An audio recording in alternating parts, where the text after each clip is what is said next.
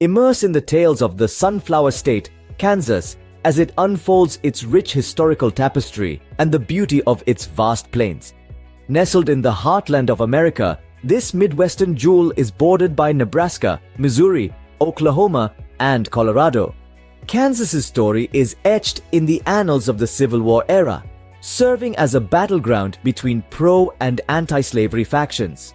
The state capital, Topeka, is a time capsule brimming with historical sites and museums.